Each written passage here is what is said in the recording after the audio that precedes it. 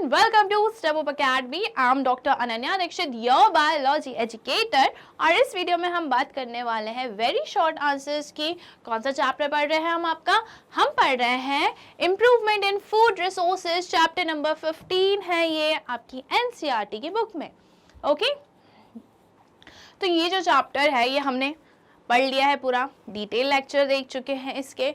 Okay, तो first question क्या है? Name the 3 stages in which farming practices are divided. हमें 3 स्टेजेस बतानी है जिसमें जो फार्मिंग प्रैक्टिसेस हैं, जो एग्रीकल्चर प्रैक्टिसेस हैं, वो डिवाइडेड है। तो कौन कौन सी है वो 3 stages? Choice of seeds, nurturing of crops, crop plants and protection of the growing and harvested crop. Okay, तो क्या बताना है हमें? 3 कौन सी स्टेजेस हैं? सबसे पहले हमें तो सीड्स जो हैं वो सिलेक्ट करने हैं। ओके, सीड्स चूज करना है। फिर हमें जो क्रॉप प्लांट्स है उनको नर्चर करना है, उनको पाल पोस के बड़ा करना है, उनकी रिक्वायरमेंट पूरी करनी है, that is known as nurturing of crop plants. Protection हमें देना है, उनको जो ग्रोइंग क्रॉप्स हैं उनको प्रोटेक्ट भी करना है। और जब क्रॉप्स को हमने हार्वेस्ट कर लिया, फार्मिंग लैंड से सेपरेट कर लिया, उनको काट दिया, तो उसको हमें प्रोटेक्ट करके भी रखना है। तो ये 3 स्टेप्स होती हैं, बेसिक स्टेप्स होती हैं एग्रीकल्चर प्रैक्टिसेस की, फार्मिंग प्रैक्टिसेस की। Okay, next question, what is the name given to crops obtained by introducing gene that provides the desired characteristics?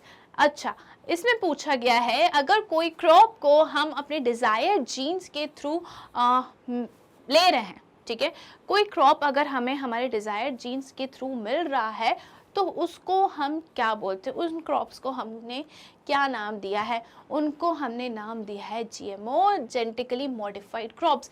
ऐसे क्रॉप्स जिनके जीन्स को हमने मॉडिफाई कर दिया है और उनमें हमने हमारे डिजायर्ड कैरेक्टरिस्टिक्स को ज़्यादा इम्पोर्टेंस दे के नए क्रॉप्स जो हैं वो प्रोड्यूस करे हैं, उसको हम बोलते हैं genetically modified crops. Okay, next, name any 2 factors for which crop variety improvement is done. हमें ऐसे 2 वो बताने हैं जिससे हम क्रॉप की वैरायटी इम्प्रूव कर सकते हैं। Higher yield and improved quality. Okay, crop variety को हम कैसे इम्प्रूव कर सकते हैं? तो हम हायर यील्ड कर सकते हैं, मतलब हम ज़्यादा ज़्यादा प्रोड्यूस कर सकते हैं, और हम क्या कर सकते हैं? उनकी क्वालिटी बढ़ा सकते हैं। ओके, क्रॉप वैरायटी को हम ऐसे इम्प्रूव कर सकते हैं। Question 4, how many nutrients are essential for plants. ये ना आपकी जो NCERT बुक है उसमें एक छोटा सा कॉलम दिया है। ओके, कौन से न्यूट्रिएंट्स मैक्रो है, कौन से माइक्रो है प्लांट्स के लिए, तो वो आपको अच्छे से पढ़ना है। क्योंकि हम क्या करते हैं ना, कभी कभी वो बॉक्सेस छोड़ देते हैं, हमको वो यूज़लेस लगते हैं, बल्कि वो यूज़लेस नहीं होते, काफ़ी सारे क्वेश्चंस जो हैं वो उन्हीं में से फ्रेम होते हैं, तो हमें वो बॉक्स अच्छे से पढ़ना है।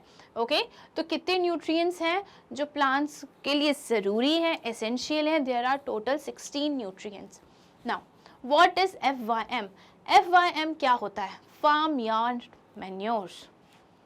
तो ये कौन से मैन्योर्स होते हैं? मैन्योर्स, फार्म यार्ड, आपको समझ में आ रहा है, जो फार्म में बन जाए। ओके, तो कंपोस्ट और जो ग्रीन मैन्योर्स होते हैं उनको हम बोलते हैं फार्म यार्ड मैन्योर्स। कौन से? कंपोस्ट एंड ग्रीन मैन्योर्स को हम फार्म यार्ड मैन्योर्स बोलते हैं। ओके, क्लियर है? ओके,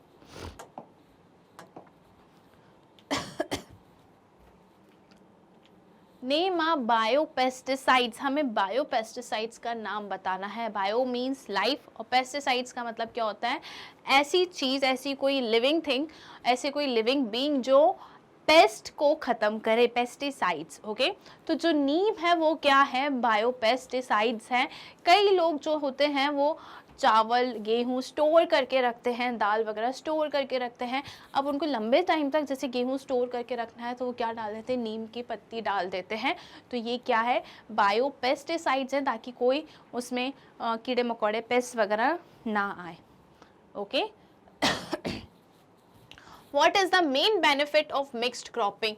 मेन बेनिफिट क्या है मिक्स्ड क्रॉपिंग का, वो हमसे पूछा गया है, वो हमें बताना है। It reduces production risk and gives insurance. ये क्या करती है कि प्रोडक्शन रिस्क को कम कर देती है, ओके, और क्या देती है, इंश्योर करती है कि हाँ आपका जो प्रोडक्शन है कुछ ना कुछ तो होगा। मिक्स क्रॉपिंग में क्या होता है कि हम एक ही लैंड पे, एक ही लिमिटेड जो हमारे पास एरिया है, एग्रीकल्चर फार्म लैंड है, उस पे हम क्या करते हैं, साइमल्टेनियसली एक ही टाइम पे बहुत सारे क्रॉप्स को की फार्मिंग करते हैं, ठीक है, बहुत सारे क्रॉप्स को कल्टीवेट करते हैं। अगर एक क्रॉप जो है वो ख़त्म भी हो गया, अगर वो नहीं पनप पाया, तो बाकी दूसरे क्रॉप्स तो हैं, दूसरे वैरायटी के क्रॉप्स तो हैं जो जिन पे हम डिपेंडेंट रह सकते हैं कि हाँ चलो ये तो मैच्योर हो रहे, ये तो प्रोडक्शन देंगे। तो क्या होता है, ये क्या करते हैं, मिक्सिंग क्रॉपिंग में क्या होता है कि प्रोडक्शन रिस्क कम कर देते हैं एंड गिव्स इंश्योरेंस।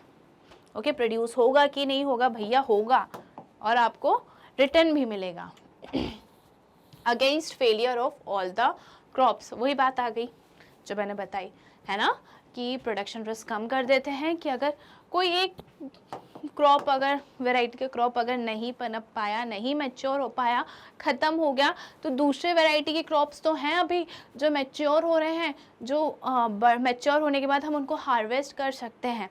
ओके, तो ये सबसे बड़ा एडवांटेज है। Give an example of crops grown in 2 year rotation. हमें ऐसे क्रॉप्स के एग्जाम्पल देने हैं जो 2 साल में होते हैं क्रॉप रोटेशन के through. Maize, potato, sugar cane, peas. Okay, तो ये क्या है, 2 ईयर रोटेशन चलता है। सबसे पहले हम मेज को कल्टीवेट करेंगे, फिर पोटैटो को, फिर शुगर केन को, फिर पीस को। ओके, तो ये एग्जाम्पल है किसका, क्रॉप रोटेशन का। और ये रोटेशन जो है ये 2 साल चलता है।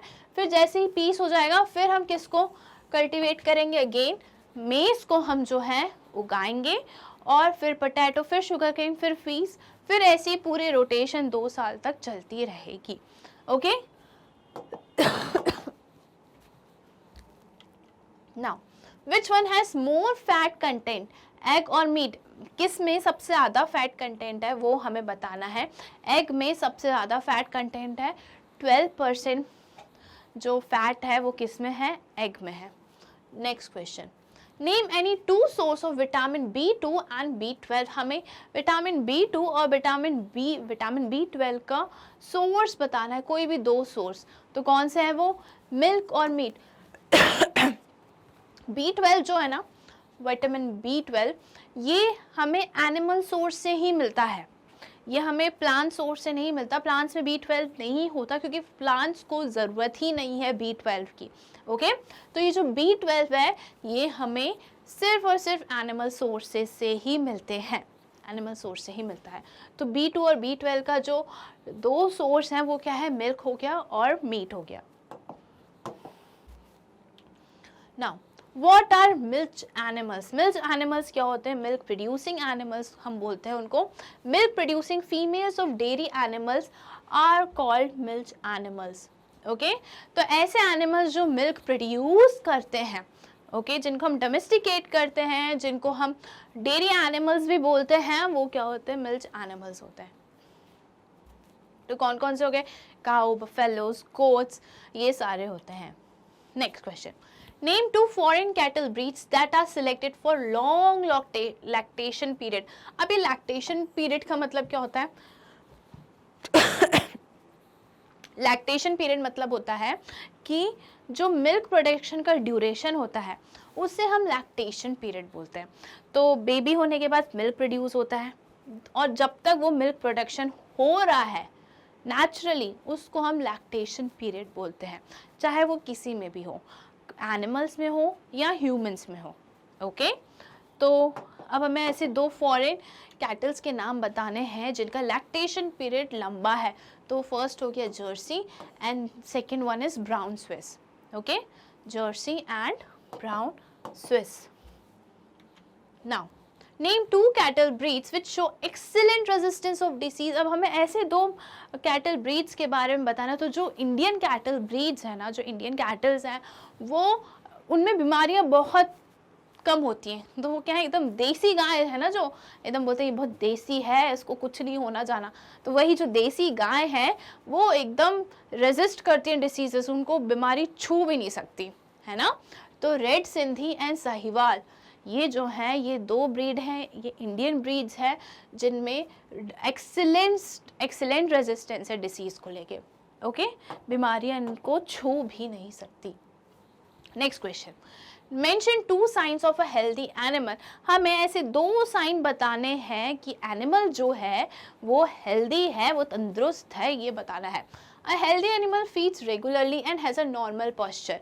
तो जो हेल्दी एनिमल है वो क्या है, रेगुलरली फीड करता है, मतलब खा पी अच्छे से रहा है और उसका पोस्चर भी अच्छा है। अब मैं अगर हमारी ही बात करूं तो जैसे ही हम बीमार पड़ते तो हमारा खाना पीना छूट जाता है, अरे यार मेरे को कुछ खाने का मन ही नहीं हो रहा है, मुझे ये नहीं खाना है, मुझे वो नहीं खाना। और बीमार रहते तो हम दिन भर लेटे रहते हैं, है ना, या बैठे रहते हैं, कुछ काम भी नहीं होता है हमसे। तो वही सारी सेम चीज़ हमें हेल्दी एनिमल्स और अनहेल्दी एनिमल्स में भी डिस्टिंग्विश करने में हेल्प करती है। अब बेचारे जानवर तो बोल नहीं पाते कि अरे साहब मैं बिल्कुल तबीयत मेरी ठीक नहीं है, और वो डॉक्टर के पास भी नहीं जा सकते, है ना। तो उनके हम इस तरीके से कि यार ये खाना खा रहा है अच्छे से, अरे यार ये तो खाना ही नहीं खा रहा है और बहुत बहुत सुस्त भी पड़ा है, लुस्त नहीं बोलते, सुस्त भी पड़ा है, तो उससे हम पता चल जाता है कि ये अनहेल्दी है। और जो खाना अच्छे से खा रहा है, जो एक्टिव है, उसको वो क्या होते हैं, हेल्दी एनिमल्स होते हैं जिसका पोस्चर नॉर्मल है। Next question, name the internal parasites which affect the stomach, intestine and liver in cattle. हमें ऐसे इंटेस्टाइन का नाम बताना है जो स्टमक, इंटेस्टाइन और लिवर को इफेक्ट करता है कैटल्स में। तो स्टमक एंड इंटेस्टाइन को कौन इफेक्ट करता है, वॉर्म्स, और लिवर को फ्लूक्स। ओके, तो कौन सा पैरासाइट है, स्टमक इंटेस्टाइन के लिए वॉर्म्स है और लिवर के लिए है flukes. Question number 16, name 2 breeds of buffaloes. हमें बफेलोज के 2 ब्रीड का नाम बताना है, तो मुर्रा एंड मेहसाना। ठीक है, तो ये जो 2 ब्रीड है ये बफेलोज की हैं, आपको याद कर लेना है। Next question, name 1 exotic breed of cattle. अब ये एक्सोटिक ब्रीड का मतलब क्या होता है, हमें यहाँ पे पूछा गया कि एक एक्सोटिक ब्रीड, कैटल के एक एक्सोटिक ब्रीड का नाम बताओ। तो एक्सोटिक ब्रीड का मतलब होता है कि वो इस एरिया से बिलोंग नहीं करता, वो इंडिया से बिलोंग नहीं करता, उसको बाहर कहीं से लाया गया है, that is known as exotic. ऐसी एक्सोटिक डिसीज भी होती हैं, एक्सोटिक प्लांट्स भी होते हैं जो इंडिया में नहीं है पर उनको बाहर से लाया गया है। ओके, तो कौन सा है ये, ब्राउन स्विस जो है वो एक्सोटिक ब्रीड है, फॉरेन ब्रीड है, जो इंडिया में नहीं मिलती थी बट इंडिया में उनको लेकर आए हैं। Next question, name a nutrient which is not present in fertilizers. हमें ऐसे न्यूट्रिएंट्स की ऐसे न्यूट्रिएंट के बारे में बताना है जो फर्टिलाइजर में नहीं प्रेजेंट होता, और वो क्या है, आयरन। ओके, आयरन जो है वो फर्टिलाइजर में नहीं प्रेजेंट होता है। Next question, what was blue revolution meant for. Blue revolution जो है वो किस लिए था, वो सनफ्लावर्स के लिए तो नहीं था, वो था फिशेस के लिए। तो ये सनफ्लावर के लिए नहीं होता है, ये एक्वा कल्चर के लिए होता है। एक्वा मीन्स जो भी फिशेस हैं, एक्वेटिक प्लांट्स हैं, एक्वेटिक एनिमल्स हैं, उनके लिए ये रिवोल्यूशन था। ओके, तो ये सनफ्लावर वाला पार्ट जो है वो गलत है। Aqua culture, blue revolution is meant for aqua culture, aquatic animals, fishes, aquatic plants के लिए ये वाला रिवॉल्यूशन था। ये सनफ्लावर गलत हो गया है, कोई बात नहीं, गलतियां तो इंसानों से ही होती हैं। Okay, next question, name 1 oil yielding plant. हमें एक ऑयल यील्डिंग प्लांट के बारे में बताना है, तो वो ओके, तो ये जो आंसर है for increase in fish production, वो इंटरचेंज हो गया। ओके, कोई बात नहीं, तो यहाँ पे आएगा सनफ्लावर, आप बोल सकते हो, मस्टर्ड बोल सकते हो, ठीक है, सारे क्या हैं, ये ऑयल यील्डिंग प्लांट्स हैं। For increase in fish production जो आंसर है वो किसका है, जो हमारा प्रीवियस वाला क्वेश्चन था उसका आंसर है ये। Okay, now next question, why should beekeeping be done in good pasturage. क्यों बी कीपिंग जो है वो गुड पास्चरेज में करना चाहिए? Beekeeping is done in good pasturage because good pasturage provides more quantity and quality of nectar for honey to the honey bees. Okay तो ये क्या है, इसलिए ताकि वो पास्चरेज जो है वो एक good quality, more quality and good quality of nectar, nectar मतलब क्या होता है यार रस प्रोवाइड करती है किसको? हनी के लिए, ठीक है। हनी बीज क्या बनाती है? हनी बनाती है, उसके लिए। Why do droughts occurs? Droughts क्यों आती है भैया? पानी सूख जाता है, उसको हम ड्रॉट बोलते हैं। द स्कैरसिटी और irregular distribution of rainfall causes droughts. Okay, जो बारिश नहीं हो रही है, पूरी ज़मीन बंजर पड़ी हुई है, सूखी पड़ी हुई है, उसको हम ड्रॉट्स बोलते हैं, जहाँ पे पानी की कमी हो जाती है। ओके, यहाँ पे आपको दिख रहा होगा ये फिगर में, ये पिक्चर में पूरा सूखा पड़ा है।